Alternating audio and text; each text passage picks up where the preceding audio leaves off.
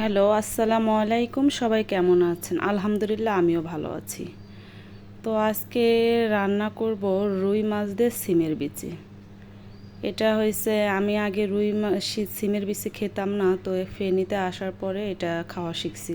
এটা ভালো লাগে, অনেকটা হয়েছে বুটের ডালের মতো। তো আজকে একটা কথা বলার জন্য আপনাদের সাথে যোগ হয়েছি।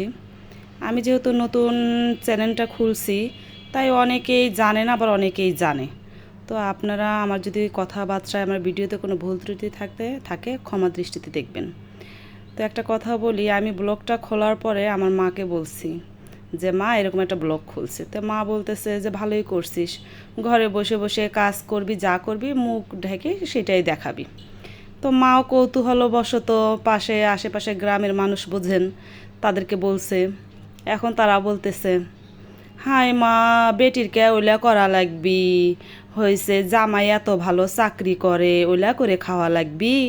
তো মারে আমি বললাম, তো মা বলতেছে দেখ আমি এরকম বলছি, এরকম বলতেছে। তো আমি বলতেছি মা, তাহলে মানুষজন তুমি বললা কেন? আমি তো চাইছি যে কেউ না জানুক, তোমার জামাই আর আমি চাচ্ছিলাম। তো মানুষ খারাপ বলতেছে, তাহলে বাদ দিই। তো মা বলতেছে কেন বাদ দিবা? তোমার হাজব্যান্ড যেখানে সাপোর্ট করতেছে, তোমার শ্বশুরবাড়ির লোকজন সাপোর্ট করতেছে, সেটা তুমি করো। মানুষ কি বললো সেটা তোমার দেখার দরকার নেই। তো একটা সত্যি কথা বলতে কি, আমার শাশুড়ি সবসময় চাইছে আমরা কিছু একটা করি।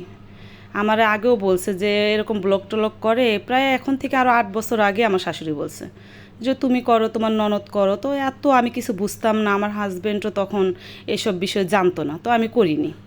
তো এখন যেহেতু সবাই সাপোর্ট করতেছি, আমার শ্বশুরবাড়ির লোকজন সবাই খুশি।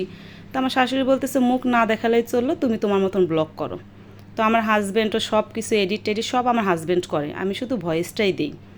তো এখন আমি বুঝলাম, সব সময় মেয়েরা যে এগিয়ে যাবে, এটা গ্রামের মানুষজনই আগে এটাকে খারাপ দৃষ্টিতে দেখে। আমি এগিয়ে যাব, আমি টাকা ইনকাম করব, এটা আসলে কারো ভালোই কেউ চায় না। তো আমি সবার উদ্দেশ্যে একটা কথাই বলবো, যে যাই বলুক না কেন, হ্যাঁ, আমি যেহেতু একটু ইমোশনাল, যে কেউ কোনো খারাপ কথা বললে ওটা আমার মাথায় থেকে যায়। তো আপনারা কারো কথায় কান দিবেন না, এগিয়ে যাবেন। আমার হাজব্যান্ডের খাবার রেডি করলাম আজকে, সাদা ভাত, কলমি শাক ভাজি, রুই মাছ দিয়ে সিমের বিচি। আমার ভিডিওটা ভালো লাগলে অবশ্যই পাশে থাকবেন, শেয়ার করে দিবেন। আল্লাহ